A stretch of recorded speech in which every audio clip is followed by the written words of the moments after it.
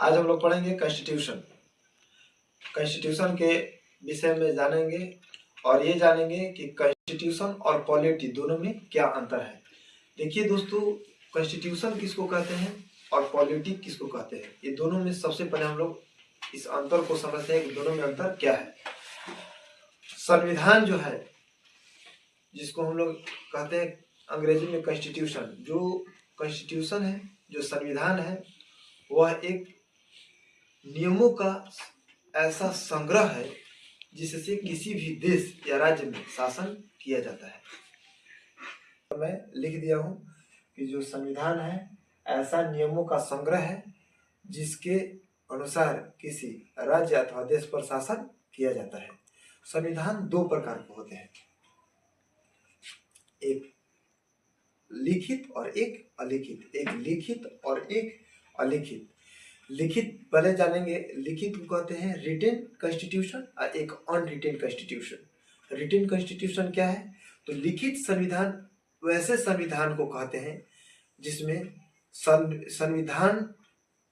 संविधान सर्वोच्च हो, जिसमें संविधान सर्वोच्च हो।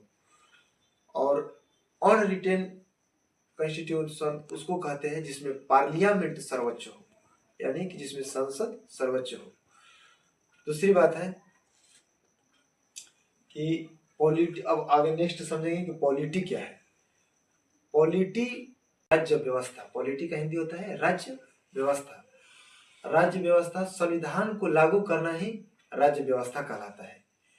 किसी क्षेत्र में यदि संविधान लागू किया जाता है तो वो उसका क्या हो गया? राज्य व्यवस्था। कहने का मतलब है कि अगर कॉन्स्टिट्यूशन संविधान थ्योरी है तो पॉलिटी जो है प्रैक्टिकल है।